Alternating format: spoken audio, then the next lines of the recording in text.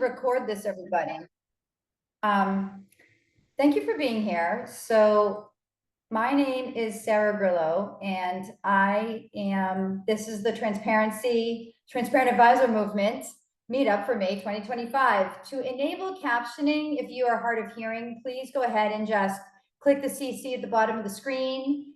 Hi, Mike, thanks for being here. Mike's on. Okay, so if anybody requires any other accommodations, let me know, like language translation, if anybody's like deaf, hard of hearing, visual impairments, autism can sometimes have different requirements for not using flash imagery, etc. Please let me know in the chat. And I'm just gonna get started on the announcements. Woohoo! This is a recorded meeting. There's no AI allowed on this meeting. If you got in using AI, we're gonna take the AI off, okay? And that's just per the request of the people in this movement. The June meetup will be, the guest is Cody Garrett, and Cody is a advice-only planner. A lot of you know Cody, but if you'd like to sign up for the June meetup, please go ahead and click the link that I just put into the chat. There's a call for mentors. There's a certain person, a younger advisor that's looking for somebody to mentor her. So if you're interested, please go ahead and just send me a note in the chat. And I would be very happy to send you over to her. This is, of course, like not anything that we pay for, that you wouldn't be paid to be a mentor. It's just like a philanthropic action to encourage transparency. Woohoo! Okay, so everybody, I just launched a new website for the immersion, and it has reviews on it. It has more information. Immersion 2026 is in Kansas City. And if you went to Immersion 2025, if you could just post a comment in the chat encouraging others to go to it, or maybe if you thought it stunk, you could say that too, but just post like what your impression was of Immersion 2025, because that would help people know. But Immersion 2025 is basically our in-person conference meetup. I hate the word, excuse me, I don't hate anything, please forgive me, Lord. It's our in-person meetup, and the great thing about it, no vendors, no sleazy product pitches, just immersing, just focused on interacting and sharing thoughts and creating partnerships and sharing the good knowledge that all of you are gathering as a result of being flat fee advice only or hourly. We even have folks that aren't subscribing to any of these business models, but are thinking of doing it in the future. And it's awesome. It's awesome for them because it's inspiring and they can learn from people who are already thinking about what they're thinking of doing.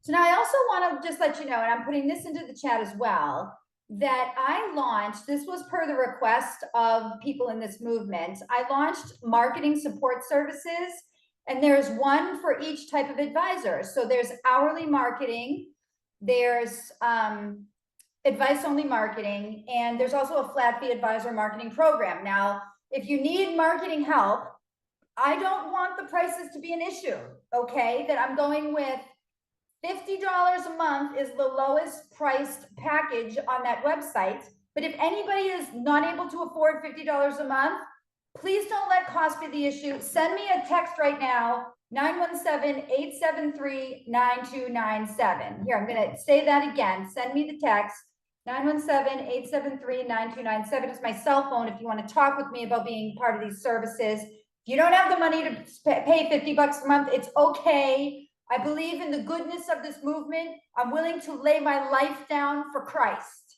okay? I believe that I've been called to do this. And so if I have to pony up the $50 a month so that you can be on my program for a few months for free, I'm happy to do that. It is my honor and my privilege and a blessing for me to stand behind you. I cannot say this more clearly, and I'm directly looking at you as I'm saying this. It would be my honor to stand behind you. That is all that I'm asking you.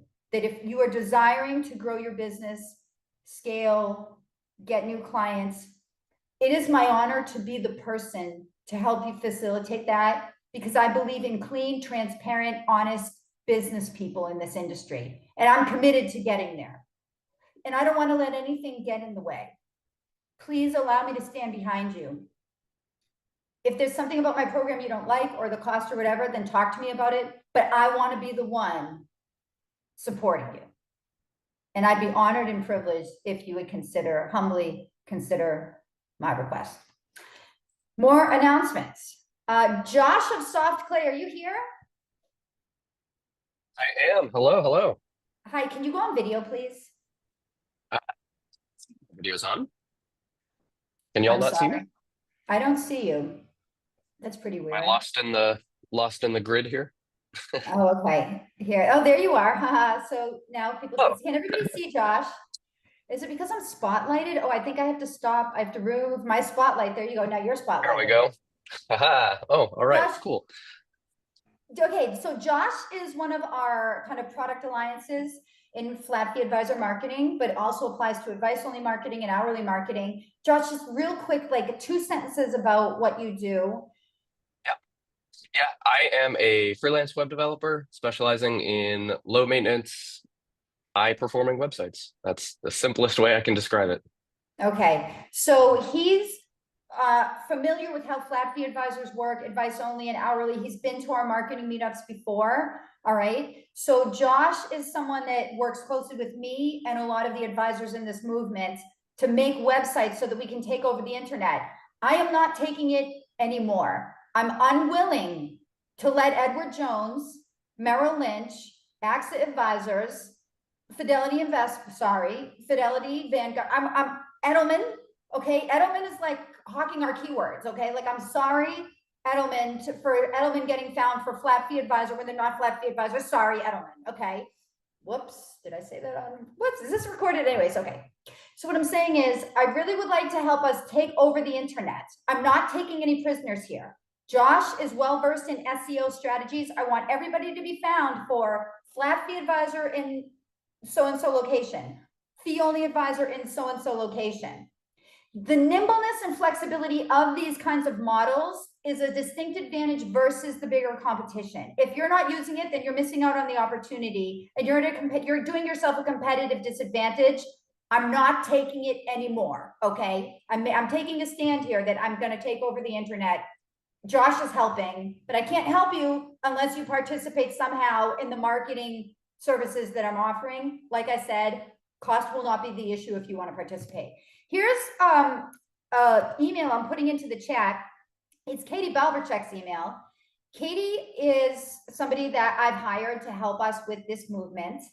And Katie is wonderful, by the way. Katie, just want to say hi. Hi, everyone. Okay. So there's Katie, and please email her if you have any feedback. Okay, if you think like the movement's good, the movement's bad, you like think I stink, I'm good, I'm bad, whatever. Products that you want to see, services, whatever it is. Okay. We've got so much going on. This is a very dynamic time. I'm establishing a stronghold for the information, a central website for the transparency movement that will house information about advice only, hourly, and transparent advisors. The website's going to be launched sometime over the next month or so. It will have directories on there. Okay, that's where I'm going to centralize all the directories because right now there's a million fragmented directories. I'm going to try to unify all the information somehow. To be on my directories, by the way, starting in June, you have to have your prices on your website. I'm the transparency movement evangelist, and I feel that it's hypocritical if I'm out there banging the transparency drum, but yet I have these directories of people where I'm like, he's a flat fee advisor, he's transparent, and then the dude doesn't even have his prices on his website, okay? I'm kicking your butts off starting in June if you don't have prices on your website. Sorry, I, with my heart, love all of you, okay, in a business sense, all right? But I really don't feel that we can call ourselves transparent if we're not clearly stating what our fees are on the website. I also know somebody who's trying to establish a flat fee succession matching service. So helping to match people who are looking to sell businesses in flat fee hourly advice only with people looking to buy. Send me again, text message 917-873-9297, or you can email me, get in touch with me on LinkedIn, whatever, if you're looking to buy or sell a business of this type. I'm also, and this is also going to be a summer thing, I'm going to be establishing a paraprofessional matching service where we match up talent with people that need a para, but just not on a full-time basis. So if you can't hire somebody for like a whole week or whole, like, if you don't need somebody for 5 days a week, I'm going to get 4 other advisors and each of you are going to have the para for 1 day out of the week. Okay, something like that. I don't know, it's kind of in flux, but all these things are things that I'm doing. And no, I don't sleep a lot, which brings me back to the point that if you want to text me and talk to me about your business, I will talk to you about your business for free. If you need advice, just text me. I'm up at 5 in the morning. I sent you the cell phone. It's in the chat. And wouldn't that be cool if we could talk about business at 5 o'clock in the morning before my kids even get up? Yeah, I thought so. Okay. There's Wednesday at 1 p.m. Eastern on LinkedIn every Wednesday, except for these Wednesdays, when we have our meetups. But every Wednesday at 1 p.m. we have a little bit of a chat around on LinkedIn where we go and we encourage the visibility of each other's postings by commenting on it for reach. Okay, I can explain a little bit more about how that works, but it's every Wednesday at 1 p.m. This is how one part of my plan to have us take over the internet. If you would like to participate, just send me a note over LinkedIn or however you would like to get in touch with me. I'm flexible on that. Now, I'm moving to questions about anything that I just said. Let me know. I'm going to pause for a minute for questions. I'm so excited so many people are here. Katie, can you just let me know if a question comes in on the chat? Because I don't want to have to look at the chat, okay? Hey Sarah, this is Joe. How are you? Man, I'm doing great. Thanks be to God. Oh, very good. Yeah, this is my first time here. I have no questions. I wanted to say I'm just so moved by the enthusiasm and the principles here, and I'm so looking forward to learning more and getting involved. Amen. That's great. Joe, you should join our transparency LinkedIn chat group. That's the one that does the Wednesday at 1 p.m. Commenting for reach, Joe. So just send me a note and you can meet everybody. We'll take very good care of you. We take very good care of each other here, amen, because we have to, because let's face it, folks, taking the high road is never an easy thing. Is it? Indeed. No, but that's why we have each other. So we're going to take good care of each other, and it's already great, but it's going to be even greater. Amen. I appreciate you too, Avanti. Thanks, girlfriend. All right. Please just come to my immersion. You know what I'm saying? It like means so much to me when I like when I see the people, like everybody, the first day when I saw everybody, I couldn't even believe it. There were 55 people at the last immersion. People say, oh, it's not 500, like it's not XYPN. Yeah, no, it's not. Okay, on purpose. Because I don't want like the insurance, oopsies. Sorry. We have some insurance agents that come and I love them. Our insurance agents that come to immersion, are you here? Anyways, but I don't want people that don't really believe are going to be problems in the immersion. So we just have like the people that count that come there. It's awesome. Sorry, that's so biased of me. How conceited is that? Sorry, everybody. Okay. Next, Mike, go ahead and take the spotlight, senor. Okay. Mike Sung is going to be our speaker today. Can you hear me all right? Yes. Okay. Mike Sung is a flat fee advisor, and I believe he's from Kansas City. Is that where you live? Yeah. I'm in the Kansas City area. Lee Okay. Summit for anybody that's familiar with the metro area. Can I just put your website into the chat, Mike? What is it? Yeah, sure. It's javawealth.com. Okay. javawealth.com. And Mike's a flat fee advisor. What would you say has been, what can you just kind of talk about your practice just for a minute? Yeah, sure. So the quick high level version of the practice. So yeah, I launched in 2018 part-time while I was still working full-time in tech. So I'm a career changer.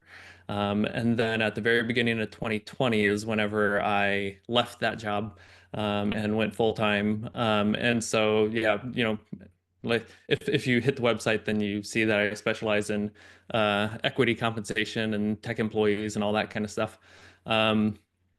So yeah, so I'm primarily solo. I actually do have I registered another advisor a little bit ago on a contract basis, and so that's a fairly recent thing. But yeah, and then the practice right now, there's I primarily do ongoing clients. I do a small amount of project work, just primarily because of the new advisor that came on to give him some reps. Um, so yeah, but it's primarily ongoing clients. Have 34 ongoing clients right now. Um, I do manage investments as well as just part of the one flat fee, but it's not a requirement or anything like that. Yeah. So I mean, that's kind of the quick high level of it. Group, what questions do you have for Mike? Thank you so much, Mike, for Sure. being here. Group, what questions do you have for Mike? Just based on what he said.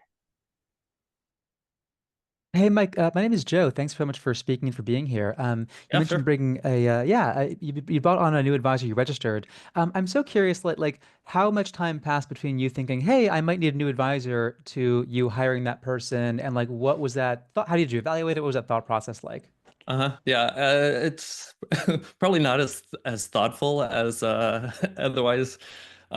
Yeah, so primarily it's someone who has like I mean I've known him. It's someone who's worked at the church that I go to since he was 18 and he's in his mid 40s now. And he was thinking about doing a career change as well. And so he and I had been talking for a while and just to try to help him get some experience is like, hey, you can help me out just from kind of more like admin type work. But then he also had gone through the process of passing the Series 65. And then he also recently sat for the CFP and passed that as well. And it was as much of a thing where he had passed the Series 65 and then his 2 years was coming up to where he would either have to be registered or take the test again. And so that was a little bit of a forcing mechanism for me to just be like, you know what, I'll register you and let's kind of take the next step because and I've kind of been thinking about not necessarily like bringing on a partner or anything like that, but I have thought about, in a way of kind of trying to, help the industry and give back and everything of setting up maybe something kind of like a residency type program or something like that, right? Where it's like, kind of get your reps, get some experience, and then kind of move on to whatever your next thing is, right? So yeah, so that was primarily the impetus for actually taking that step. So sometimes things just happen kind of accidentally, and we just kind of see how it goes. But as long as we're still oriented in the way, in the general direction of what we're trying to do. So, Cool. Thank you. yep. How do you get clients from Mike Hart? What's that? How did you get clients? A question on the chat from Mike Hart. Oh yeah. So, I mean, a little bit of everything as far as, just kind of first was just a natural network. So from coming from tech, then, have there's kind of a subset of the clients that I have right now that are people that I used to work with, right? It's because they kind of fit in that niche. And so there's that. As far as the first, some of the most effective from a cold lead. One was YouTube. I started doing YouTube videos in 2020 or so. And so like I've done a handful of YouTube videos and was doing like live streams and things like that. And I was able to get most of like that was good to get like true niche clients, right? Where, I'm talking about RSUs and talking about stock options and AMT and all that kind of stuff. And so yeah, so I've gotten a decent amount from a YouTube perspective, which and kind of and I can go into however much detail as we'd want with that. But it definitely is a long tail for that marketing, right? I was doing videos for about a year before anybody reached out, and whenever they did, I thought it was a joke. So, um, yeah, so that, and then actually something that is the more I was looking at my metrics and things like that kind of jumped out is referrals from other advisors, right? So kind of in doing a lot of networking type stuff like this and like and letting other advisors know what I do and how I do it, that I actually would get a lot of referrals from other advisors that either are in a different niche and it's not a right fit, or they're in the same niche but they're further ahead of where I was. And so like their minimums were, they had a $12,000 minimum, and I'm starting out and I take somebody for 1,800 bucks, right? And so yeah, like there was a decent amount and still is a decent amount of referrals that I get from other advisors too. So those are the main channels. Like I've never really tried to do like LinkedIn in earnest, or just some of the other channels too much. So yeah, that's the primary way that I've been getting clients. Mike, I love that you are committed to YouTube. Yeah. I love that you didn't stop after 3 months and be like, hey, I'm not getting any leads. Man, why don't I have $5 million a year now coming in? Dude, man. I love it, Mike. I really love it. I love that you persisted and you saw the fruits of your labor, because remember, folks, YouTube is a Google product. Mm. It is a Google product. Yeah, yeah, and I've done talks about I've done a couple talks about the YouTube stuff too, and one of the main things that I stress is that if you make evergreen content and can get some amount of traction on it, then it'll just keep working for you, right? So there's still this RSU video. I mean, it's like a little over 100,000 views or something like that, and like it still gets as many views now as it did whenever I posted it in 2020, right? Um, yeah, and then also not to get caught up in the vanity metrics of it right after I say, oh, I got this many views on a video. But like one of my favorite clients came from a live stream that I did that I think has maybe like 100 views on it or something like that, right? But what I was saying apparently just resonated with her specifically. So yeah, so I mean it's kind of like, yeah, not with any stuff, whether it's YouTube or LinkedIn posts or anything, where it's like not getting too caught up in the vanity metrics of it, because as long as you're saying something that's going to resonate with somebody, then like that's the main thing that matters. Okay, so for those of you that want to do well on YouTube or on Google, if you're targeting corporate employees, you should know this, that company name RSUs, company name 401k, company name ESPP, company name average salary, Amazon average salary, Microsoft RSUs, whatever company it is, that content will optimize on Google. Okay. I mean, I'm giving you free SEO advice here. There's a Uber Suggest has free keyword research. Neil Patel, Uber Suggest. Okay. But see, it wasn't just that he was persistent and he had great content. It was that he treated Google like a client and gave Google what it wanted, meaning he clearly gave a signal to Google. This is because I bet you had whatever tech company like Netflix RSUs or whatever in the title of your YouTube video. You use that keyword. He made it easy. Remember, Google looks at us like we look at like the Milky Way galaxy, okay? Distant, far away, can't tell one star from another. That's what Google sees when Google sees us. But he was clear. He made it clear to Google how to categorize him, okay? And that's one of the key components probably of his success. Holy smoky bokey, folks. The chat is exploding. Mike Zung, you are a celebrity status Oh question. shoot. Okay, next question. No. I'm so sorry, folks. If you put a question into the queue, thank you. Please be patient here because, like I said, volcanic eruption in the chat. Could you expand on the new advisor structure as a contractor basis, perhaps revenue sharing or 1099 hourly examples? What compliance issues? Yep. Yeah. So the way that, I mean, right now it's primarily set up hourly, but with kind of with saying that I started doing project work. Basically, it's hourly for ongoing clients, but with project clients, then basically we'll just depending on how much of the work that he's picking up, then he'll just get a flat percentage of the revenue of those projects. right? And so we just kind of set a range, and so whenever as we're doing it, if there's a project where it's like, hey, you can just go ahead and take this one, then that gets a certain percentage. But if it's one where there's a lot of equity comp stuff that I'm still doing, then we just kind of adjust it like that. So that's currently the way that we're doing it. As far as compliance issues, I actually just recently started to work with a compliance consultant, to just review everything. And so I'll keep you posted if there are any compliance issues. So far nothing. But I mean, I haven't had an audit since he came on. So.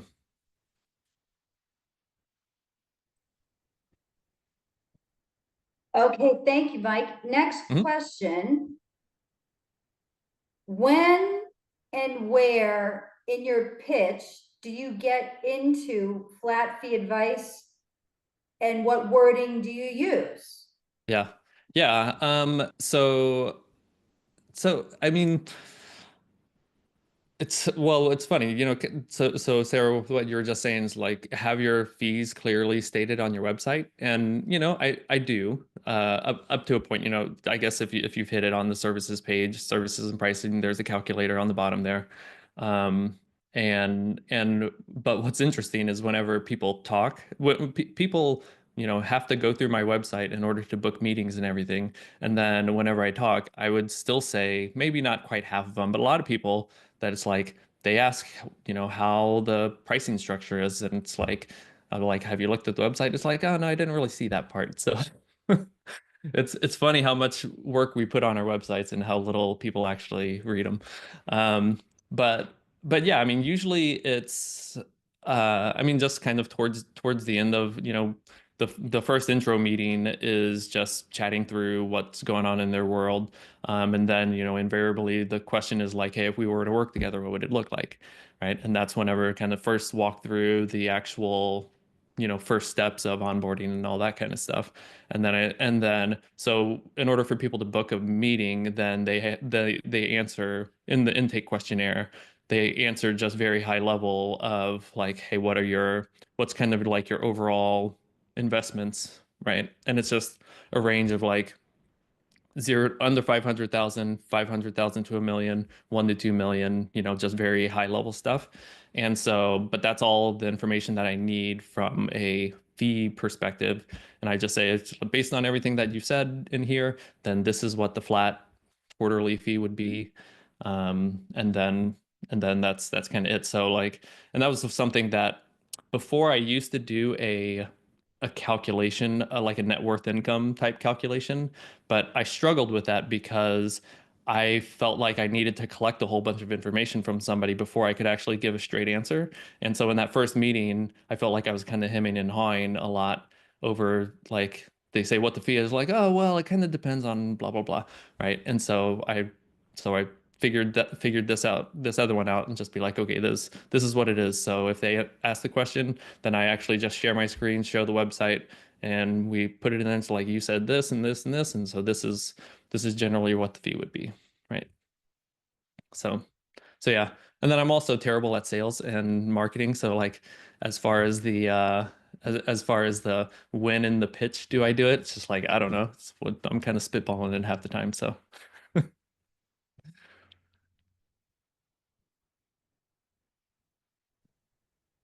Could you talk about the reception from new clients when you went completely flat fee?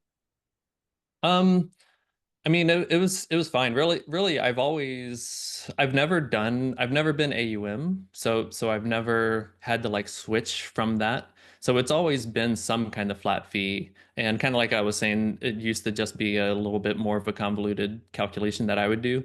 But still, whenever I would present it to them and the contract and everything, it says your fee is this dollar amount per quarter, right? Billed in arrears. And so that's essentially it. So I never really had that transition, um, from yeah, like of going to flat fee because I always was.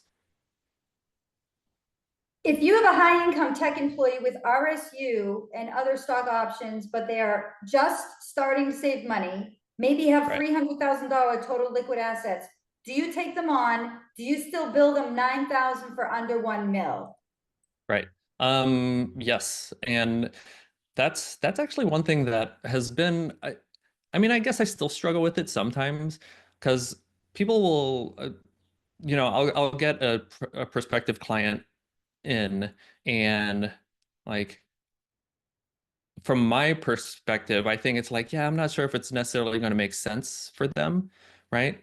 Um, but I've learned to not put my own value, my definition of value onto them, right? Because I have a number of clients. I mean, I will say the $9,000 minimum is more recent, has been just like within the last year or so. But even still, just like one of my new clients from this year is, I mean, they are kind of pretty similar to what is said here, where they work at Google, they have RSUs, their income isn't crazy or anything like that. Um, Relatively speaking, we're all like my wife's in education, so this is all very relative of like not high income. So yeah, that and at first I was just like, I'm not sure if it would make sense, but for her, she's just like, I need this help, and I am willing to I'm willing to pay this, right? And so from my perspective, part of the whole transparency part, where it's like I'm not keeping any secret, I'm not like pulling the wool in any way, like she knows what check she's cutting, right? And if she feels that that's what she needs and feels the value in it, then I'm not going to say like, no, I don't think you should do this, right? Um, so yeah, so I guess that's what helps me, still sleep at night and feel fine because like there's no bait and switch whatsoever, right? And so yeah, so I have a handful of clients where, yeah, their net worth is $100,000 or, you know, 200,000, something like that. And, they're totally fine and happy with, yeah, still paying the fee out of cash flow. Mike, is that an annual fee for that client, that $100,000 client? Is it 9,000 a year ongoing? Yeah. Yep. Yeah. And yeah, so it's, I guess first just the straight answer is yes. Yeah, that it's and I just bill quarterly. Um and so that's what that is. And I do say for some people where it's just like, hey, after if we work together for a year and then you feel like everything you're all good with everything and you're ready to be done, then like that's completely fine too. So there is a part of me because like the one that I'm thinking of, she signed in January, right? And I would not be surprised if come next January she's like, okay, you've helped me out a lot. No thanks. So and I've learned to hold clients with an open hand. So not to feel like, yeah, too bent out of shape from if people leave, right? So if she was having you manage her 100,000, would it still be 9,000 a year fee? Yeah. Yeah, so I mean, I still like I said in my contract, it is just like your fee is this dollar amount per quarter, right? And it's just kind of on an ongoing basis. And so what I do from a billing perspective is I still try to I won't bill managed assets if it's like would be considered an exorbitant fee for managing assets, right? So basically, like I try to keep it below like 1.5%. If like so if she had $1 million, right, then it's like okay, I could, we could if she wants to, could say like, hey, do we want to bill manage assets for this, right? And so I just basically kind of keep that try to keep all that straight of like, hey, if you only have $100,000, then like it's just going to be this. But if you get up to like $500,000, then maybe we bill half of it, and then we bill the other half through AdvicePay. AdvicePay is the invoicing platform that I use. So the fee would stay the same in that example. It's just whether you deduct the fee from the account or have her pay it directly. Yep. Yep. Yeah. So it definitely makes it like the flat fee stuff definitely makes it easy from a uh an annual projection perspective and a cash flow perspective, that it's like, this is the number of clients I have, this is what their flat fee is, this is what my projected annual revenue is, and then if, new clients and clients leaving and stuff like that. But otherwise, yeah, there's no, I don't, I just try to keep it really easy as far as like how the fee or yeah, just like what the fee is, right? There's not a lot of changes to it.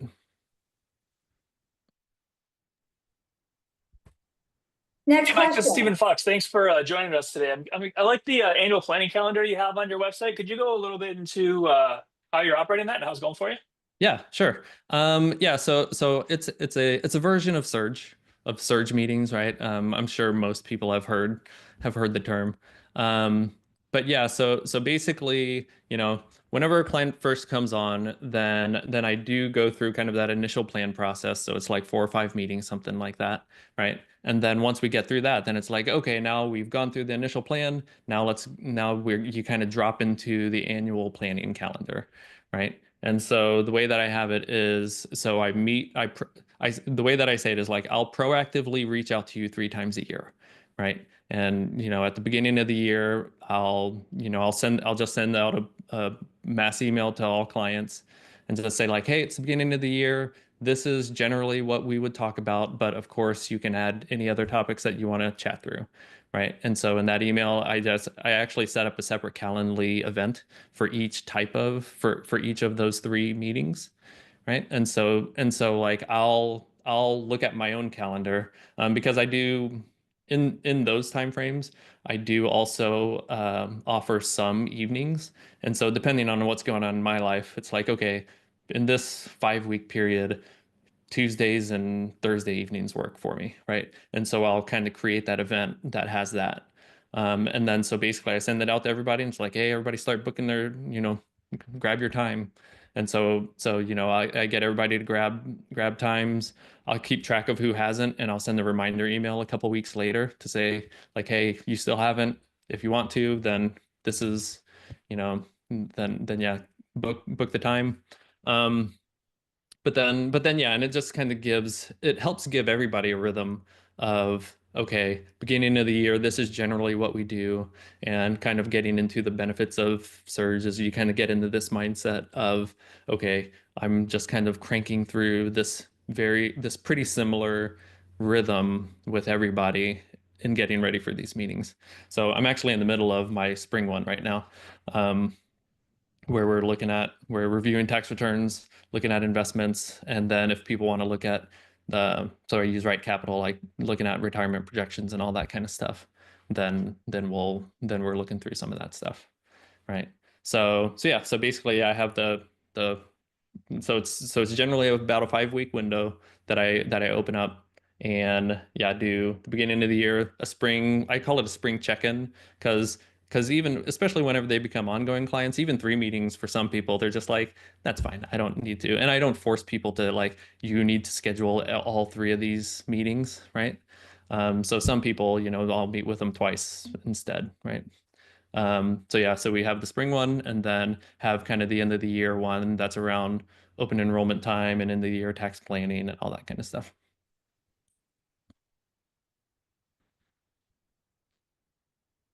Describe your average client. Yeah, so the average client are in their 30s, like 30s, maybe 40s. At least one of them in tech. And so whether that's at a big tech where they have RSUs, or the more honestly, the more fun ones for me are people that still have stock options. And so some of them are either still at private companies that that do somewhat regular tender offers. So SpaceX is one where I have a handful of clients, and they essentially do tender offers every 6, 7 months or so. Um, and those are a lot of fun. I like those a lot. And then or I have some people at Stripe. So it's usually, yeah, people kind of in that age range, fairly high income, and then have equity compensation to go along with it. and then wanting to go through the different. They're kind of in that life stage where they're either having like starting to have kids or buying their first houses, or for the people that are fortunate enough to have like pretty substantial liquidity events, or just have like there's a couple where they both worked at Google and had been holding their RSUs for the last 10 years, and it amassed up to 3-4 million dollars worth of it, and it was kind of helping them navigate the kind of getting out of that concentrated position. And now they both actually are, one of them quit last year to take a sabbatical, and the other one is quitting in 11 days. And then they're going to take and getting severance for it. And they're taking a like 6 to 9 month sabbatical where they're going to live overseas for a lot of the time. Right. And so it's kind of a lot of, so it's being able to help people with some kind of, I don't know, kind of crazy stuff. I live vicariously through them sometimes, right? Um, so yeah, that's the primary one. I have a handful of clients that are kind of more that classic pre-retiree, but that's more just from natural network people that I go to church with and things like that, that aren't technically that aren't in the niche. Um, and so yeah, so I'm not 100% like that, but for the most part, if they're not, I try to be as disciplined as I can to not take people that are outside of the primary niche, right? Describe the kinds of clients you turn away because they are not a good fit for your service. Um, uh, if someone's like primarily just a or not just, but if they're small business owners, I'm not necessarily the best. Although that's, as I say that, I have some people where it's like one spouse is in tech and then the other one's a small business owner, right? So you kind of have to learn that some of that by proxy. Um, I don't I mean, people that are primarily talking about like, hey, I want help with my investments and I want this to grow and beat the market and that kind of stuff. I had an intro call last week where it was a woman, it was a woman who was retired. Her husband is also retired. They keep their finances separate, and she just wanted help with like $1 million portfolio to grow well for the next 10 years. And like her husband wasn't involved, right? They kept things completely separate. And I'm just like, I can't, like, I don't feel like any advisor could truly be able to help you if the two of you aren't both um willing to be a part of it. So I guess kind of and to expand on that part, one thing that I am trying to be Thank you. pretty hard-nosed about is working with people where both are maybe not necessarily like in every meeting, but both are bought in, because I've had experiences where it's usually the husband that kind of keeps the wife somewhat at arm's length and be like, oh no, she doesn't care about it. Like let's talk shop and try to optimize stuff. And I'm just like, I don't like I'm not down with that. So in my intake form, I actually added something that says if you're married, then they have to check a box that says we acknowledge that we're equal partners and that we're both going to be involved and we're both going to be at this intro meeting. So, so yeah, so I try to, that's one thing that's kind of, as I've progressed, I'm like, you know what? I'm going to not want to deal with this kind of stuff anymore. Next question. For your flat fee, you have 9,000 a year for under 2 million, 15,000 a year for 2 to 4 million. How do you deal with clients who are hovering up and down close to the $2 million level? It Right. would be annoying to deal with changing fees annually just because assets are shifting. Yep. Yeah. So I actually don't change their fees very aggressively, right? Basically, whenever someone signs on, then that's what their fee is going to be for usually the next 2 years, at least 1 year, because the contract actually says a year. That this is the fee for at least 12 months, right? And then so I'll usually just at a certain time of year for everybody that's been on one particular fee for a couple years, then like I'll revisit it and basically just kind of in that same surge type mentality of saying like, okay, these people, like we're going to go do a fee adjustment for everybody here, right? And then just shoot that out to everybody to be like, hey, we've been working together for since then. Your fee since this time has been this, and based on your situation, now it's going to be this, and this is what and then if basically kind of have that the positive mindset of like I'll send the new agreement out and then we just keep going, right? And I've only done that once or twice. um I'm kind of due to do that right now, but I'm dragging my feet a little bit. um but then and so that's primarily because most people like if we're doing a good job, then their assets are going up, right? There have been a couple times where there's one person that I can think of specifically where whenever we started working together, he had stock options and his company was like doing really well. And then the company stock crashed and his options went from like, $4 or $5 million to 1 million, right? And so like whenever that happened, then I actually did just be like, hey, based on everything going on, we're adjusting your contract now. And so we adjusted it down, right? And that one's definitely an easier conversation. So yeah, so like we don't really kind of in answering the question, like I'm not super aggressive of saying like, oh, you went over two million bucks, I'm going to change your fee right now, right? And usually if they're on the border, then I just go lower because I'm a wimp. So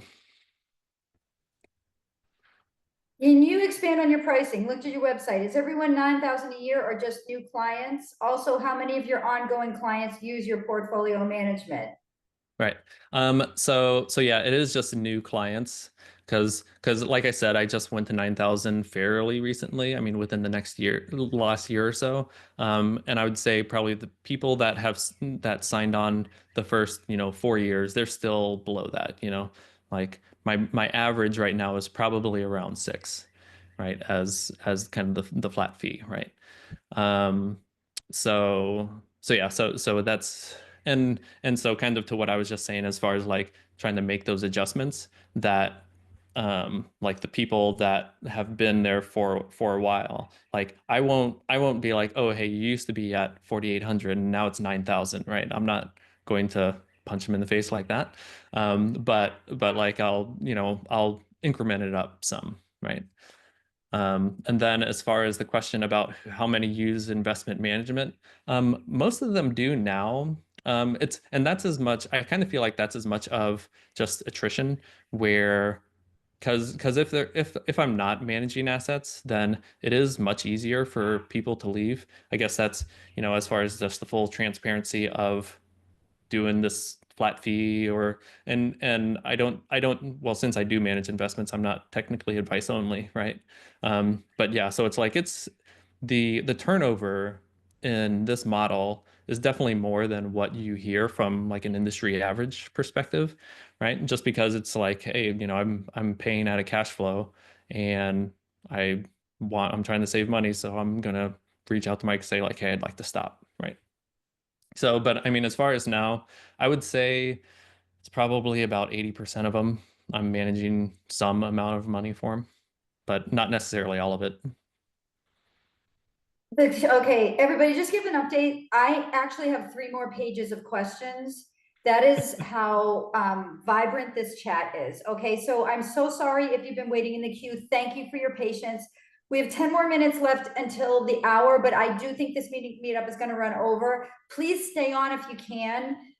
If you cannot stay on and you posed a question to me in the chat, please send me a message right now on the chat and tell me that so I can give it to Mike before you leave. Thank you, everybody, for your patience. And again, I apologize, but what can I say? The transparency movement is taking over the world. Okay, next question. What about the tech you use for financial planning? You have this thing, Money Cafe analysis on your site that looks cool. Yeah. Yeah, so I guess first the regular tech that I use. So I mean, I'm an XYPN member, so I use a lot of their stuff, right? I use Wealthbox, I use Right Capital, stuff like that, right? I use JotForm for intake stuff. The Money Cafe thing is somewhat of like, so I mean, I guess just to toot my own horn a little bit, right? Where so I've always kind of prided myself on some extra um personalization, right? And so I actually had originally been doing Google Slides, like just creating a customized financial plan template, and I'm not just trying to sell stuff. If you go to Beautiful Financial Plan, I presented it at a Kitsus Value Summit in 2021, and after that, a whole bunch of people be like, "Can I buy your template?" And so like that, there's that version of it.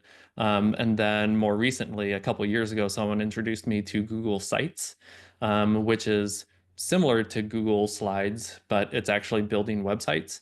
And so that's actually what I do with every ongoing client, where I put some amount of their stuff, like their main client portal is a Google site. So that Money Cafe is just the way that I branded it. So Java Wealth Money Cafe. So I'm just leaning into the coffee side, right? Um, and so yeah, and I've loved it. I mean, it keeps me straight as much as anything else, right? And so yeah, so it's a website and it's shared specifically with the clients with their Google accounts. So that's the security part of it, where it's like it's the same level of security as what an email would be, right? Since it's with their tied to their Google accounts. And it's really nice being able to like add in different widgets, like for, you can put in a Calendly widget, and then you can also import in charts that are in Google Sheets. And so like and specifically with the equity comp stuff, there's a lot of like none of the software out there right now. There's some that are coming up that are pretty cool, but like Right Capital's terrible at equity compensation. And so I do a lot of my equity comp planning through spreadsheets that I've built, right? And so like creating the visuals for it and I'm able to kind of feed that into that Google Site stuff to be able to give like real-time views of this is what your options are looking like, this is what your RSUs look like. And then more recently, I've started to add like Zapier stuff to where I can send an email out to clients whenever the RSUs vest to give them a breakdown of it, right? It's like, hey, you have RSUs vesting today. This is what the gross amount is. This is the number of RSUs vesting. This is how much is going to get withheld for taxes. And then here's what the take home is and what we plan on doing with it, right? So like really trying to, lean into what I say on the front of my website to say like, what will your equity compensation become? So to be able to connect those dots of you have this stuff and this is what we're going to do with it.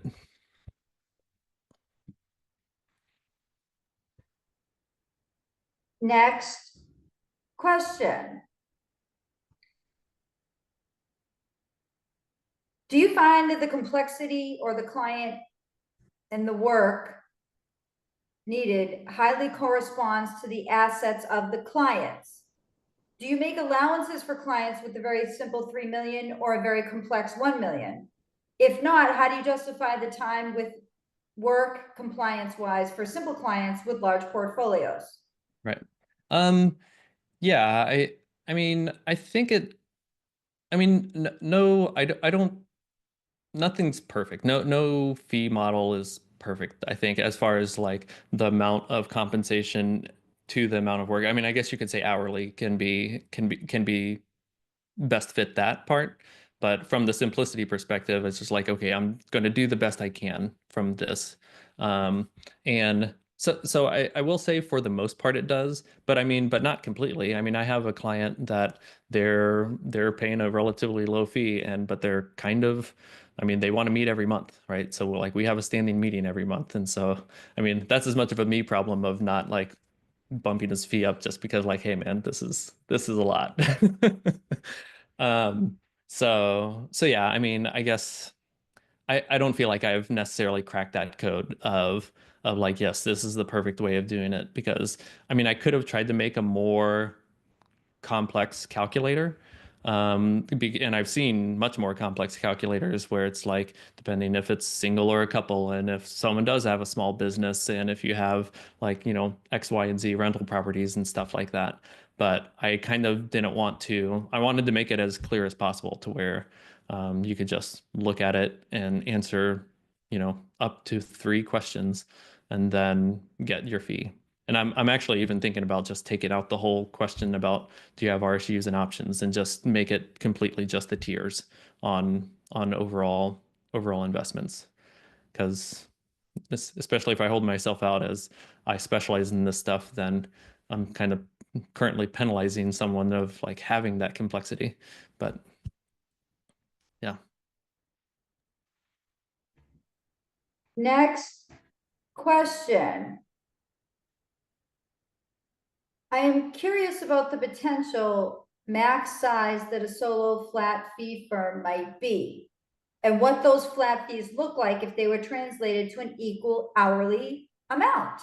In other words, a $9,000 flat fee is worth $450 an hour if the average $9,000 client takes 20 hours of work.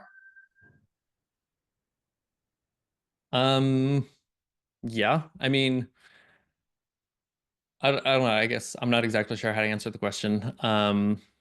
Just a couple of thoughts as far as like what's the cap? I mean, like, sure, there's definitely there can definitely be a cap as far as like how much revenue. There are some clients where like I'm somewhat leaving money on the table because like I'm managing 1.7 million or something, and I'm charging them $9,000, right? So it's like they're a smoking deal, right? Yeah, or like if you expand that out more, like if someone has $3.5 million and I'm charging them, 15,000, I'm less than a 0.5%, right? So like there is a level of leaving money on the table, but then on the other side of it, where it's just like I'm actually pretty expensive for some of the people, like people at the beginning where you're saying like I'm managing $100,000 and they're paying me $9,000 a year. Like that seems a little crazy, right?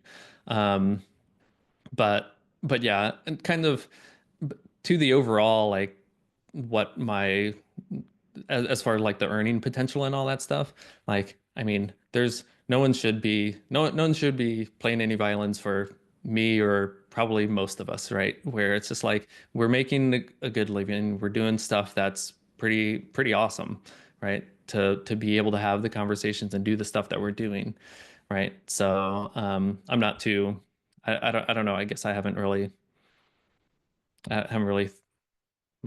let it, I don't know, bring me down or think about it too much, right?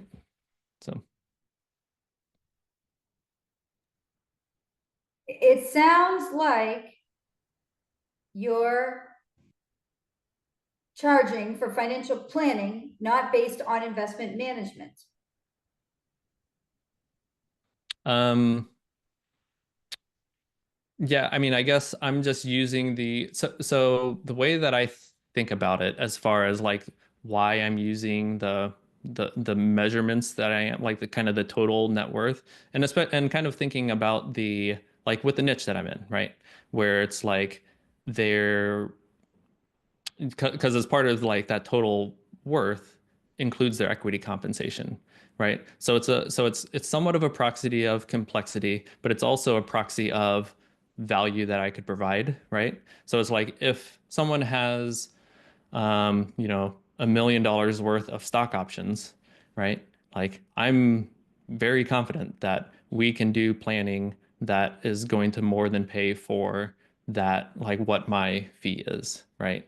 And then kind of to the reason for doing flat fee and not like a AUM or anything like that, specifically for equity compensation stuff, is because then my compensation they they don't have to worry that my harping on them to say you need to lower your concentration in your company is not trying to line my own pocket, right?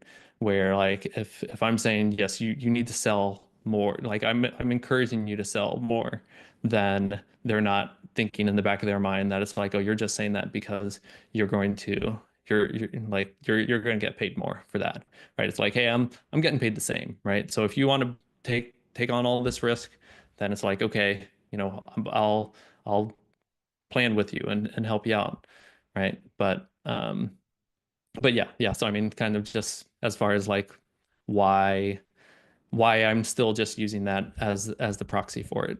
So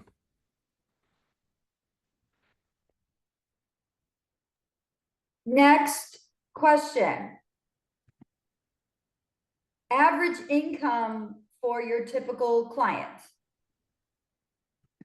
I mean, probably average household income would be in the, we'll call it 300,000-400,000, like and mostly a combination of like that's their salary and then some amount of RSUs. But then of course like probably the lowest household income would be about 150, right? And then on the high end, whenever you include their equity, especially if they've worked at some of these companies that are blown up right now, where it's like they're grossing over $1 million. Sorry, folks, as a marketing person, I'm sorry, but I just have to say this. I just don't know why, if you were looking to start a flat fee firm and you didn't have any clients and you wanted to know, people come to me all the time, how do I get new clients? And then it's like, I say this, but then I just don't even know why. And it's like a thing for me. It's like when my kids are like, I'm like, guys, like everybody pick the clothes up off the floor, and like they don't do it. And I'm like, mom, like the clothes, and then I'm like, mom says the clothes can't be on the floor. And then it's like, I have to say like I'm sorry. I'm trying to be humble here and not prideful, but like, I don't understand why when I say, fine, this is my instruction to everybody that says to me, Sarah, how do I grow my firm? Ready? Find a firm near you that has highly compensated employees, a tech firm, Boeing, Stripe, he used Stripe. I don't know why. I just don't know why people don't do it. Because I think they get worried about, well, it has to be a niche. And so if I say I like Boeing and I work with Boeing people, then the 60-year-old retirees that work for like the Maryland teachers system are not going to want to do business with me. And it's like, you don't have to go out and beat the Stripe drum. Like, you don't have to go out there as like Mike did. I favor going all in.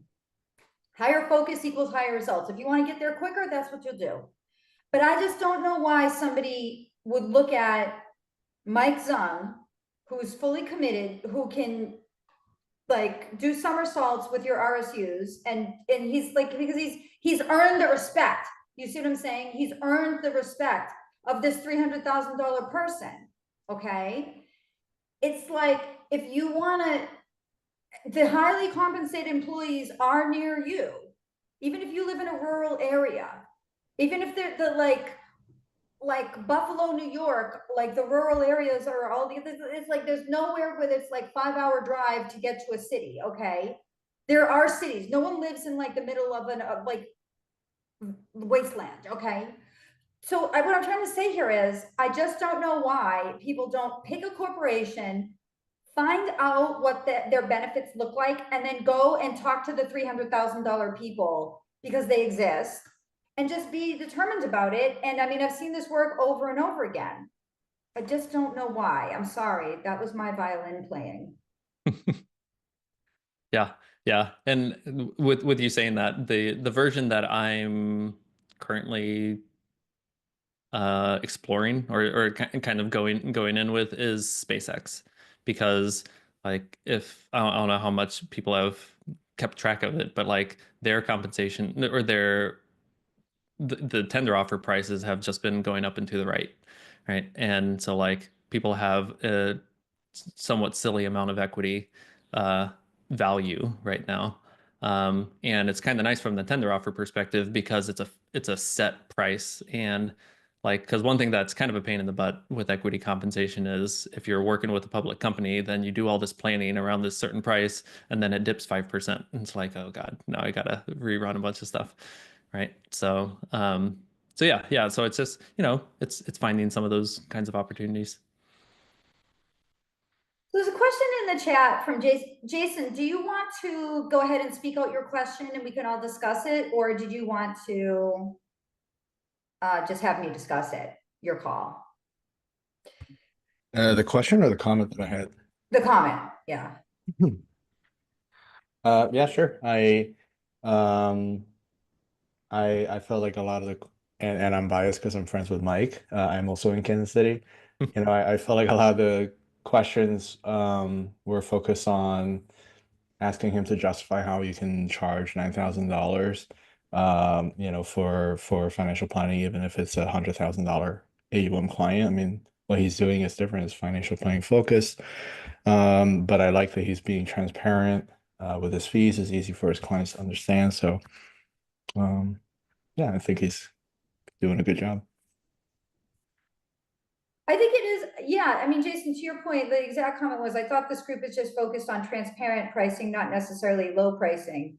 Listen, this is not a criticism of anybody in this group on this topic, but it is a misconception, I think, especially amongst people who aren't doing this yet, okay, that flat fee advisor is charitable.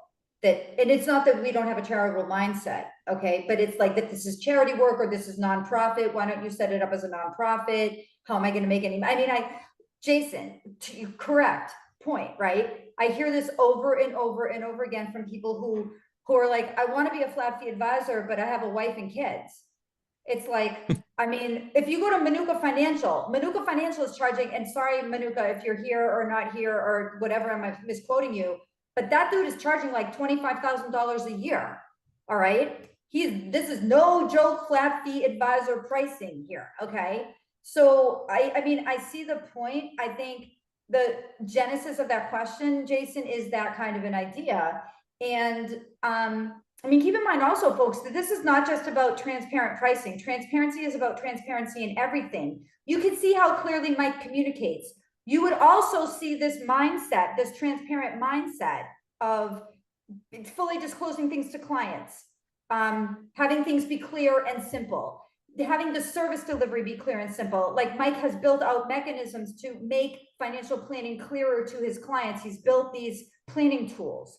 Okay, that's the kind of transparent mindset that we're in. You could see it with Andy Panko as well, that Andy Panko, I mean, for people that don't even use his services, is clear, like professorially clear, to the extent that he has 60,000 people in his Facebook group right now. Okay, so it's about clear communication, clear service delivery, operating in the best interest of the client, and the clear pricing is a big component of that, but it's much more than that. And if it's just like, oh, okay, I'm going to slap $9,000 fee on my website and I'm going to be transparent, that's the tip of the iceberg.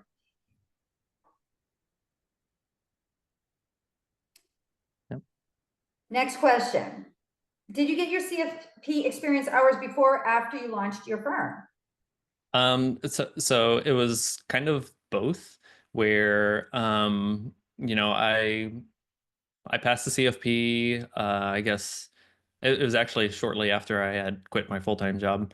And then so some of my experience hours was through running my firm, but then there was also some of my prior work in like one of the companies that I worked for prior was an employee benefits company, and I was actually able to use some of the experience with stuff that I was doing there as part of it. So that did accelerate it a little bit as far as like being able to officially use the marks.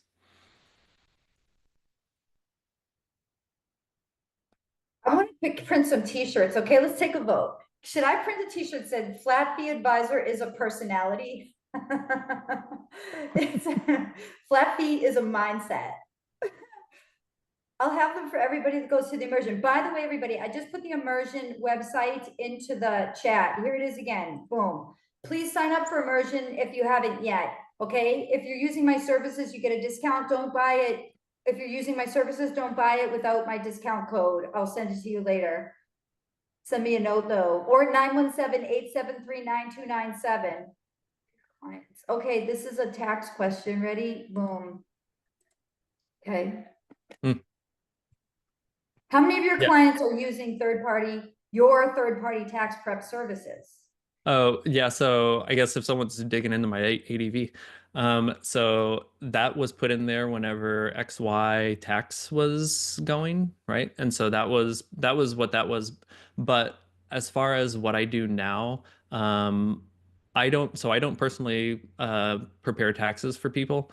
But I do partner with, and it's another XY planner who has a tax service, and like basically I'll send people to their that tax service, and then with the client's permission, I get access to their client portal as well, so I can help upload documents and help fill out their client organizer and review draft returns and all that kind of stuff. So I don't prepare taxes. I don't get any compensation for preparing taxes, and people that use that other tax service, then they get billed directly by that other service. I just want to make some quick intros here. This is not the end of the meeting yet, okay, everybody? You can leave if you want, of course, but I hope you don't, because I just wanted to introduce somebody. Rachel, are you here? Rachel's here. Okay, Rachel, could you just come on the video real quick? Hi. Okay. Let's stop, keep recording. Okay. Hi, Rachel. Who are you? Hi, I am the new managing director of Garrett Planning Network. Amen. That's great. So thank you for being here, Rachel. It's so important as a community that we work together. And that's why I've invited you here, because a lot of advisors are scared of hourly or are doing hourly and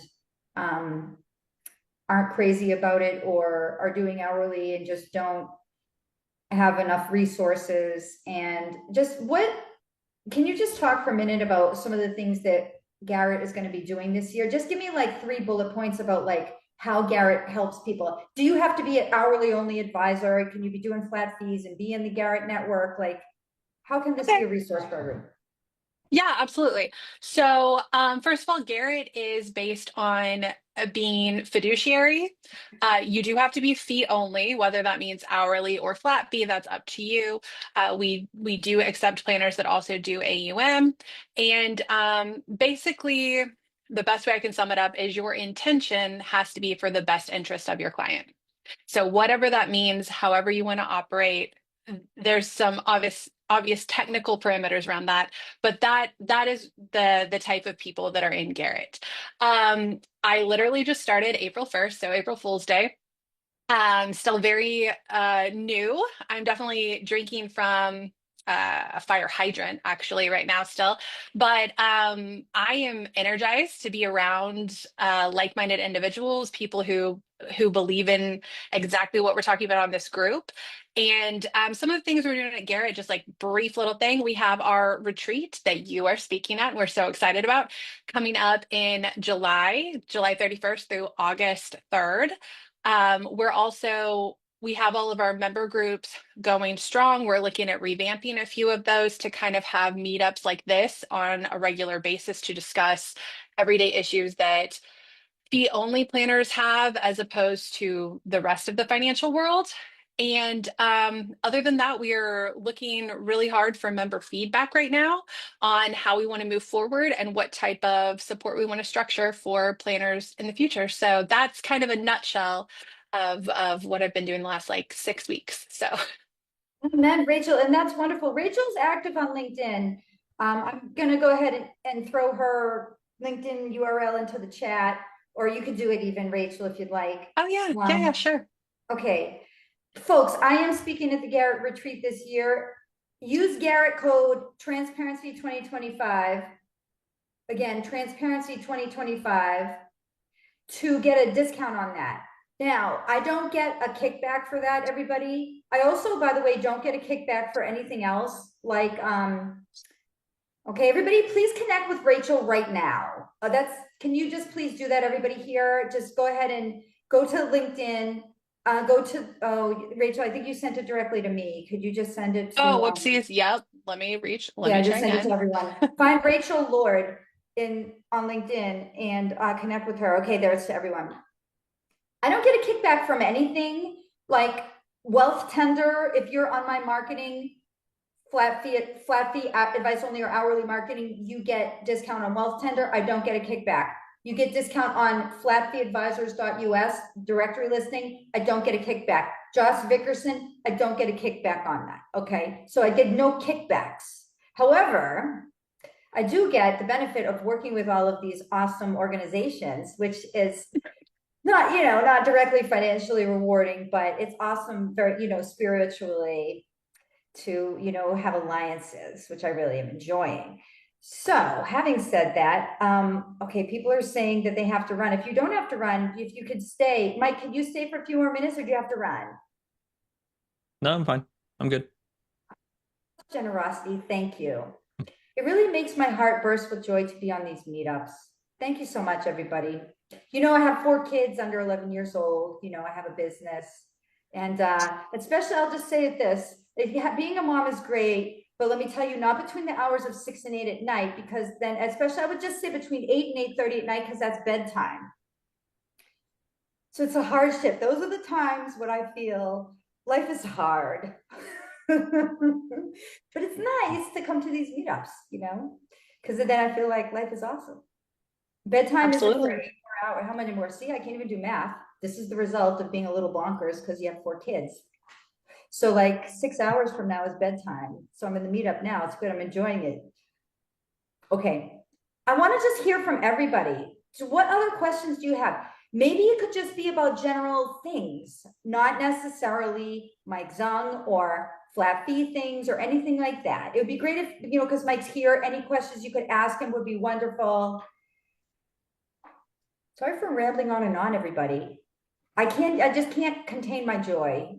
And I'm not even just being like sarcastic about it. Like I'm not, like I'm so happy everybody's here. It means the world to me. So what would you like to ask Mike?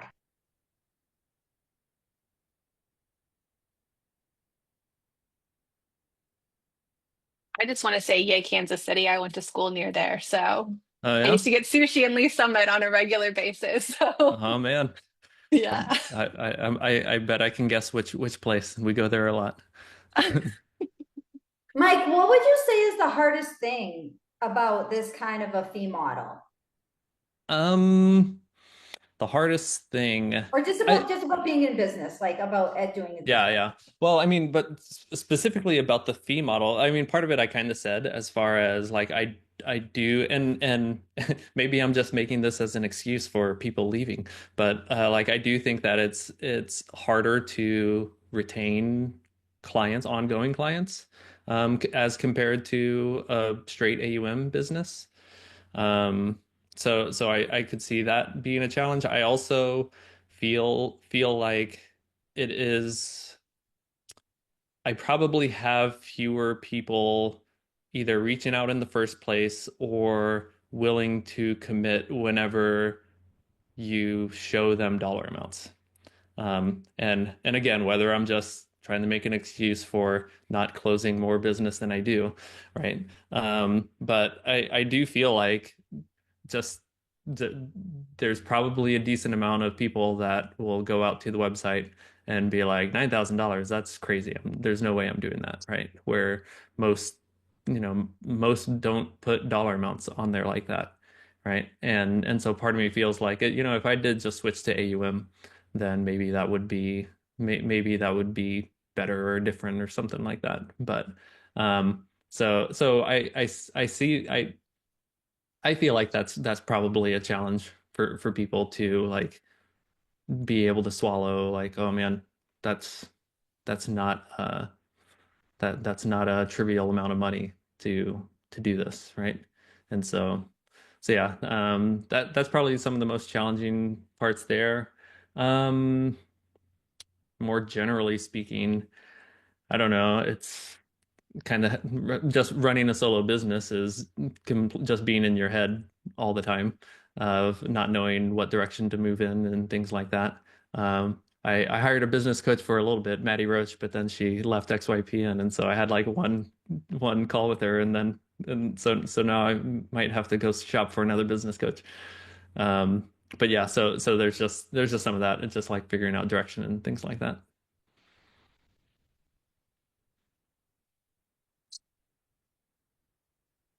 If you could have known one thing when you started that you didn't know, what would it be?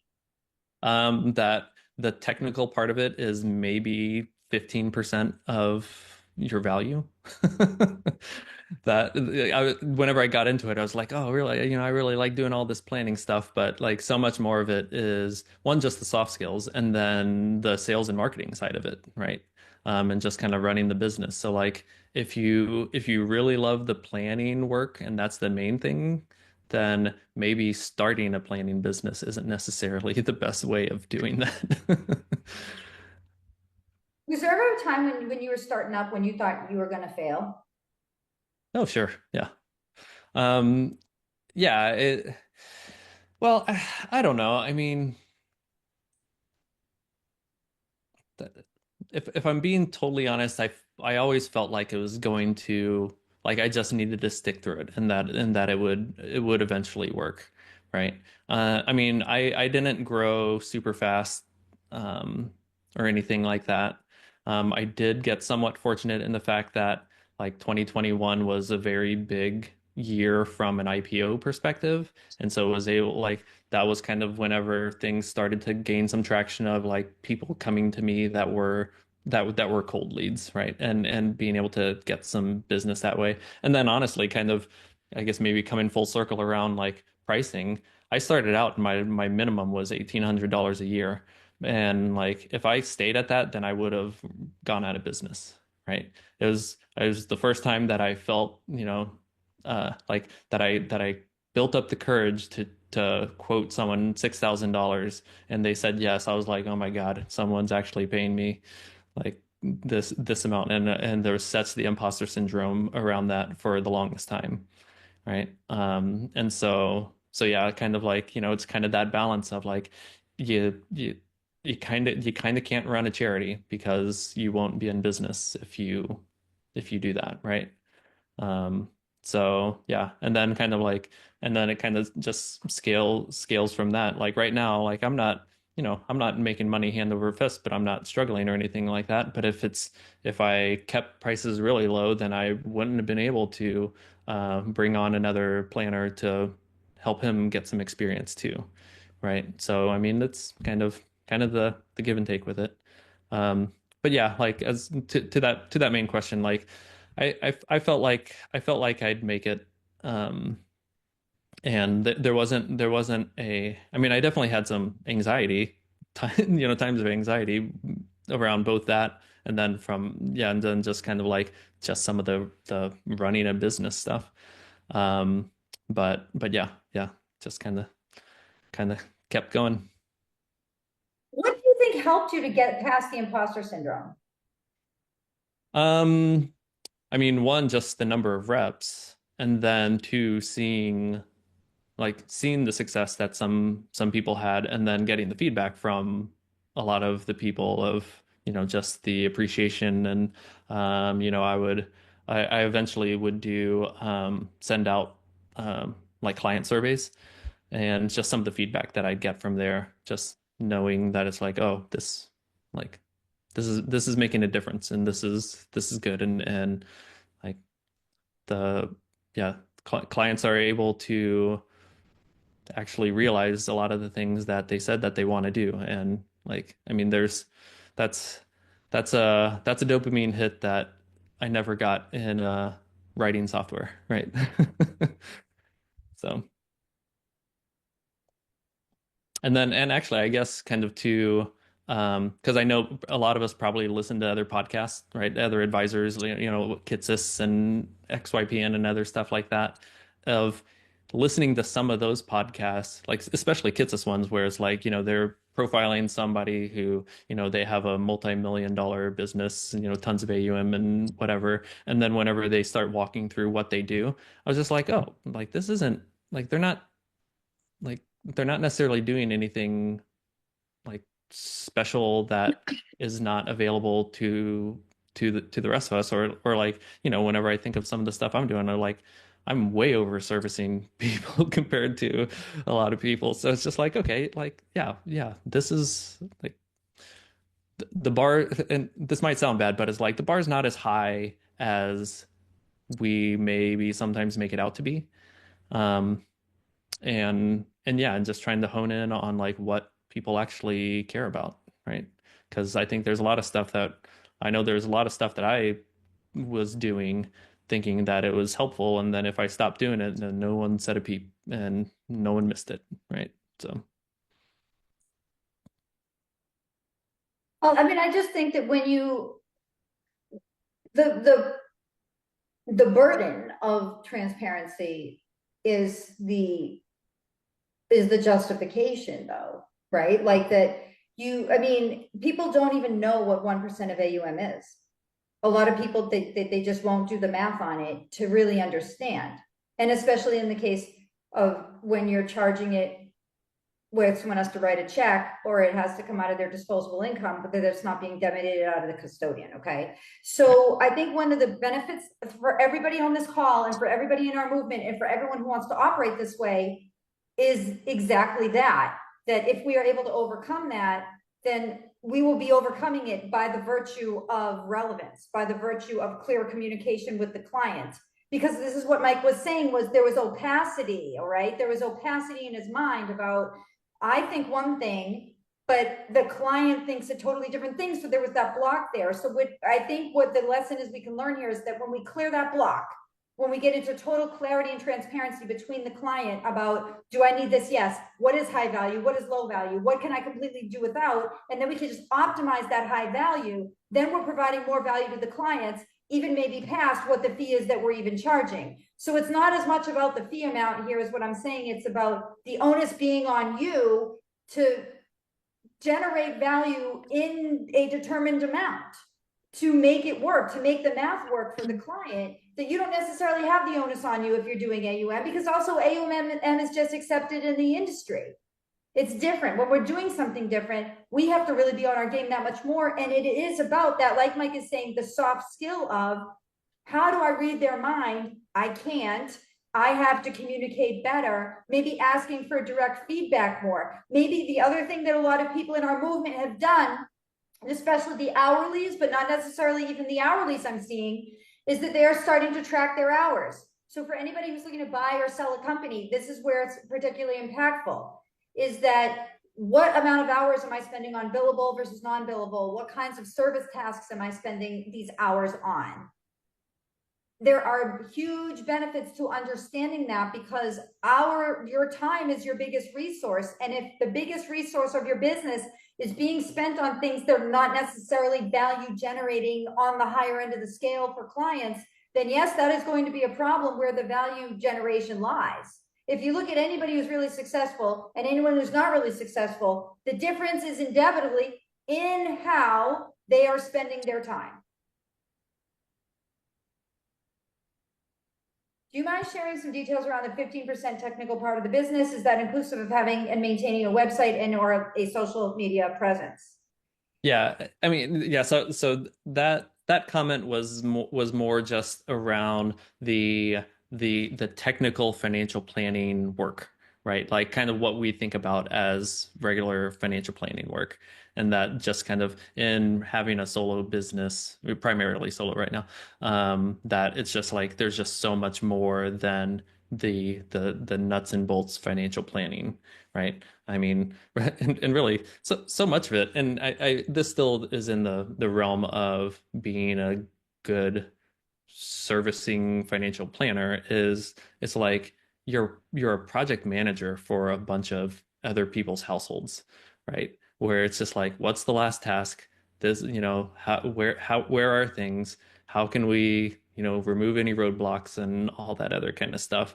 And yeah, it's like I'm not getting getting my financial calculator out and doing, you know, present value calculations or anything like that. It's just like it's so little of it is that, and so much more of it is just like, oh, how do I, especially in the first years, like how do I get clients? How do I learn how to communicate better? And how do I, yeah, how do I Personal present a growth, value professional proposition? and personal growth. Yep, you got it. Okay, Mike, thank you so much. You've been so generous, Yeah. such an asset to our movement. Mike, thank you so much for your kindness and charitableness towards us. Group, I have to end this because I have somebody coming in at 2:30. Thank you so much, everybody. Please register for Immersion 2026 if you have not already. We will see you in June. Thank you so much for everybody for being here. God bless all of you. And I do pray for all of you and your success in reaching those clients that you serve and to helping to fortify the American family in their financial health. I pray all the time for all of you. Amen, folks. Thank you so much. All Bye. right. Thanks, everybody.